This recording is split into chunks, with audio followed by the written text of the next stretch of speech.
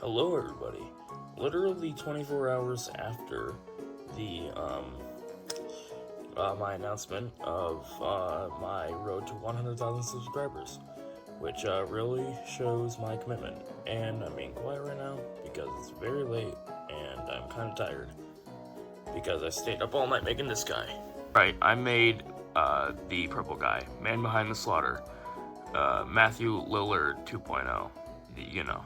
Yeah. Honestly, despite his head shape, I'm actually really glad. I'm actually really proud of how he came out. Sadly, I didn't take any pictures of the sewing process or like cutting process, but I posted a few pictures on the WagnerTube Discord server. The link will be down in the description for that, so you can go take a look at it, along with my Discord server, which you should 100% join. Just consider joining and subscribing and hitting the notification bell while you were down there. But anyway, let's go into how I made this guy. The main materials I used are purple fleece, yellow fleece, white fleece, and black felt. I didn't have any purple thread, so I used a dark blue thread. I don't know if the camera will pick it up, but it's a very, very slight difference in color. Honestly, if you look at it from a distance, you can't even tell that it's a different color. So anyway, I didn't really go off of any pattern that I got from a original Funko plush, but essentially I just took I glued a few pieces of cardboard together. Wait, no, not cardboard. I didn't even glue anything together. I just took a piece of poster board, cut it out, and then just placed it on the purple fleece and then traced it out with a black marker. You can clearly tell because the black marker pretty much smudges on poster board, which hence why my hands are still covered in it. And my light just died. You can clearly tell that this night is going very smoothly for me. So yeah, anyway, I just put this on the purple fleece, outlined it with a black marker, cut it out, and then took the fabric, took an extra small needle, I took a thread and an extra small needle, and did whip stitches to sew the limbs. And then after that, I just did a regular sewing job on the butt and the torso. I had to redo the torso. Actually, no, I had to redo the butt of him. Originally, his butt was going to be a little bigger, but I cut out the torso piece, and the torso ended up being too short, so I trimmed the bottom up, and I feel like it came out to be perfect size. And I did have to cut off a little bit of the torso, but that's pretty much it. Then I did whip stitches along the back up to about there, and then I tied it off maybe 6 times. And then after that, I moved on to the head. The head was a little bit complicated.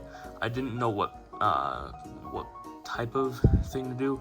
I originally started off with a square piece of poster board like this, and then cut off the corners to imitate the cubic head shape.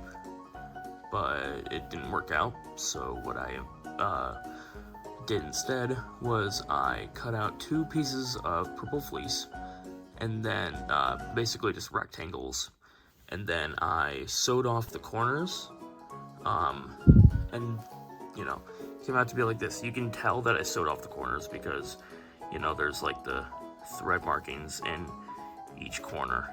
I didn't stuff his head all the way because I didn't want the weak stitching to come undone. Then after that, I cut out 3 rectangles of black fleece, and then I cut off the little edges of it to make the mouth. Then I hot glued all of them on like this, and then I cut out 2 smaller rectangles of white fleece, and then basically just hot glued them on one of the sides of the black eyes. And then I did the same exact thing I did for the mouth, but on yellow fabric to imitate the badge. And then after that, I sewed on the head, and I sewed on the limbs.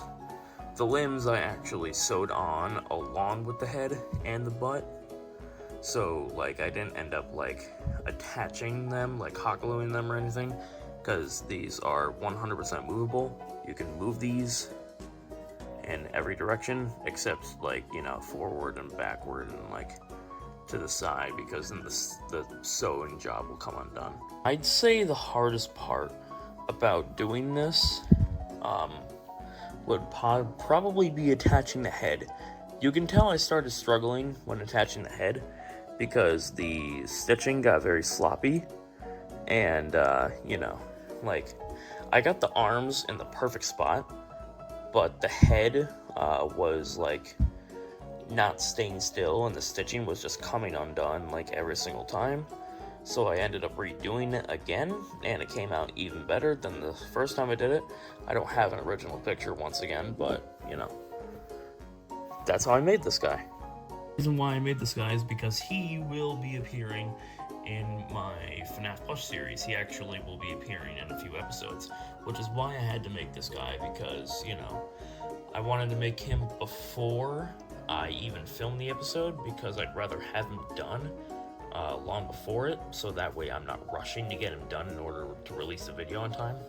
I'm not going to go in depth of, like, the lore,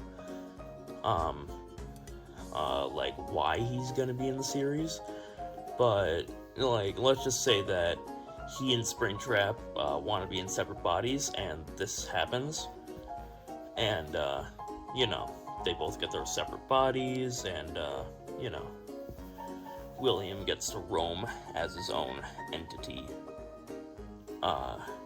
Yeah. One question is, if I had the option, would I remake this guy? Probably not. And the reason why is actually sort of classified, but I will tell you guys anyway, because I trust you guys and you guys are my fans. This guy will not be in FNaF Plush forever. He will only be in FNaF Plush for the remainder of Season 2 and a little bit of Season 3, but that's it. After Season 3, he will be gone. Kablooey will never appear again. William Afton, not Springtrap, not Scraptrap, not Glitchtrap, and not Burntrap.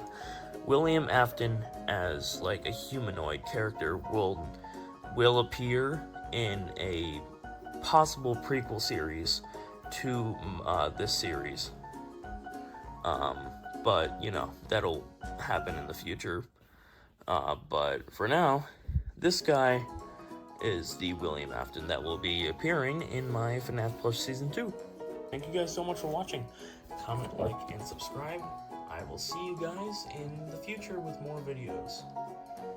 Goodbye.